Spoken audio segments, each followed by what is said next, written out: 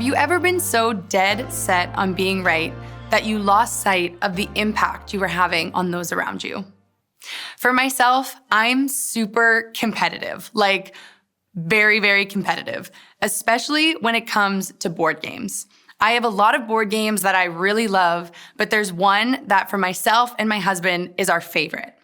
So a few weeks ago, we had new friends over to our house, and we decided to teach them this game. Everything was going great. We were having so much fun, and we got to the point in the game where my husband and I have a slightly different understanding of what the rule is. So I explained what I thought was the rule and said it with confidence. But then my husband chimed in and said, no, she's actually wrong, and explained his rule the way that he sees it. So obviously this caused some tension, and we ended up going back and forth for a really long time debating over whose rule was right. And at one point, we even looked at our new friends and we said, you guys need to pick a side, like whose rule is right. They obviously wanted no part in this discussion and sat there very, very awkwardly. So in the end, we decided to just not play with either of our rules so we could get this game over with. So later in the evening, after our friends had left, there was still some tension between me and my husband, but we started talking again about the rule. In the end, we decided, let's just Google it because I don't think we're going to be able to figure out who's actually right. So my husband pulls out his phone and we Google it. To our surprise, we were both wrong.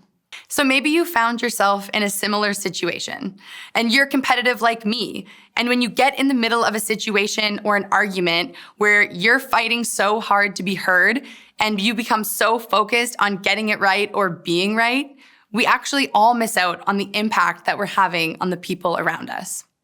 So there's a story in scripture where there's a group of people that all gather together to sit down and have a meal. And one person is like that.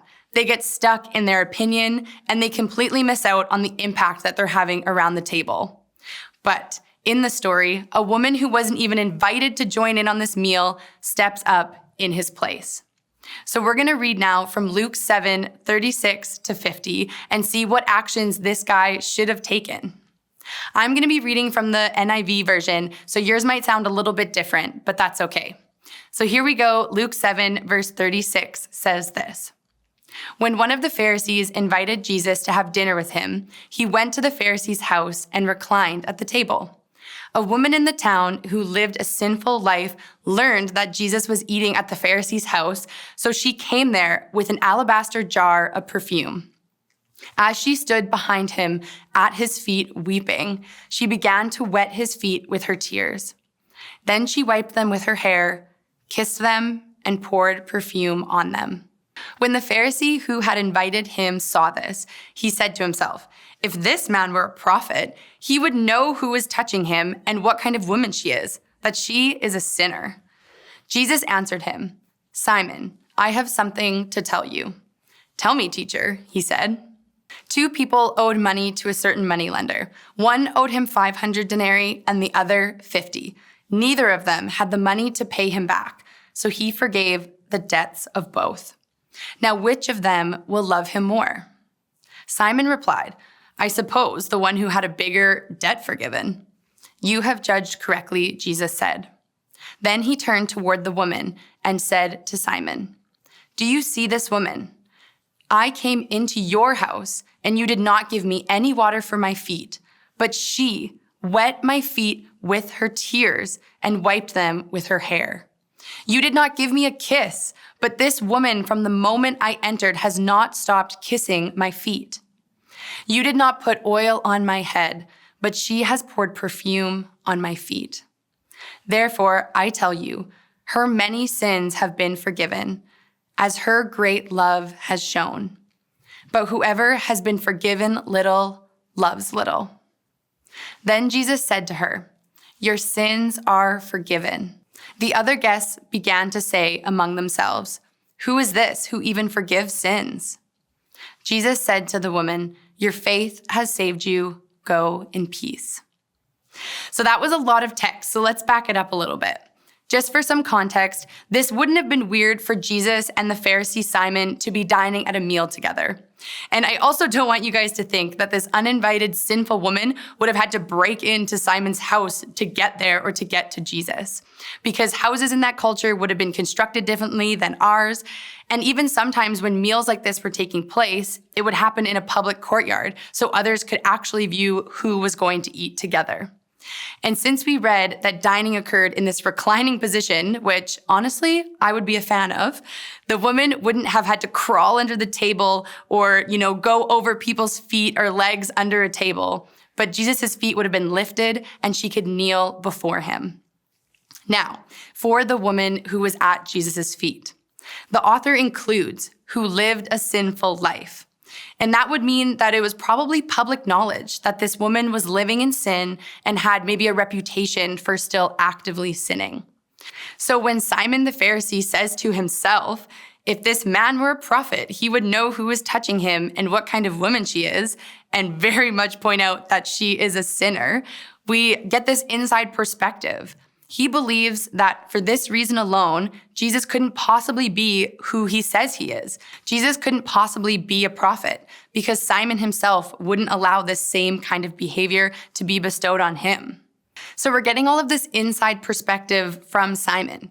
He believes that for this reason, Jesus couldn't possibly be a prophet because Simon wouldn't allow this same behavior to happen to himself.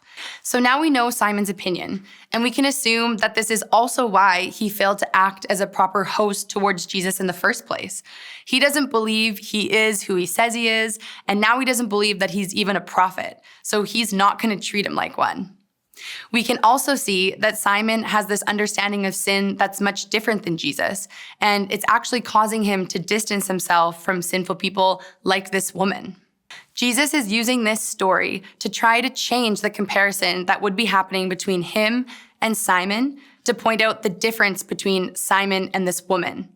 The people who owe money are really showing the difference between the sinful woman's actions as host at the meal and Simon's lack of action. So when she lets her tears fall on Jesus' feet, and she wipes them with her hair, kisses his feet, and anoints them with this perfume, it is clear that she is extending the hospitality that Simon had withheld because of his perspective of who Jesus is. He did not offer water, he did not kiss Jesus, and he did not anoint him with oil. For this woman to approach Jesus and pour out this expensive perfume and really pour out herself in this way onto Jesus is really a display of her worshiping Jesus. This is adoration for her Lord. Her tears are not out of maybe fear of being wrong or getting kicked out of the room, but rather because she's simply in the presence of the Lord, and that is her response. This is actually a really intimate and worshipful scene. This woman has shown her willingness to leave behind a disordered life, maybe a current sinful life, for one that actually represents the acceptance and forgiveness she now has in Jesus. And her response when she comes face to face with him is simply to worship. When Jesus says to the woman, "Your faith has saved you, go in peace," he's drawing a deeper understanding of what God's mercy towards all human beings actually looks like. And he wants to reveal to Simon where he went wrong to withhold proper host duties, but also proper worship of Jesus. Simon stayed rooted in his perspective of Jesus, and even while he remained face to face with him, he decides to stay only in proximity to him and not in this posture of worship like the woman, but in his posture of judgment with the others. So my question for you, do you respond to Jesus' great love and forgiveness in a deserving manner like the sinful woman? Or do you want to just simply be a part of the club and stay rooted in your opinions and your perspective like Simon? Jesus is pretty clear here what he's looking for. When you come face to face with Jesus, do you worship him and love him in the ways that makes it obvious to everyone, to those immediately around you, to your friends or to your family? See, Simon was so concerned with maintaining his sense of superiority and adhering to these strict religious codes that he actually failed to appreciate the significance of what was happening in the woman's actions towards Jesus and Jesus' presence in front of him. When I care too much about being right or winning the argument or winning the board game, I don't really win in the end, because I know I'm not demonstrating a proper understanding of who I am in light of Jesus, or how much I am loved or have been forgiven by him. Arguing and debating doesn't build up a community of peace that Jesus invited the woman into, or that he's talking about throughout the Gospels. It actually does the opposite. It divides the community, and it leaves me and Simon when we do that on the outside. We are not in the same situation as Simon and this woman, but I know we've all been in situations where we've had the opportunity to demonstrate worship to Jesus through our actions, but still chose not to. This woman poured out a very expensive oil on the Lord's feet. She probably knocked the container over and spilt some on the ground. And this fragrance would have been powerful, and it would have filled the entire space. So her act of worship actually took over this meal.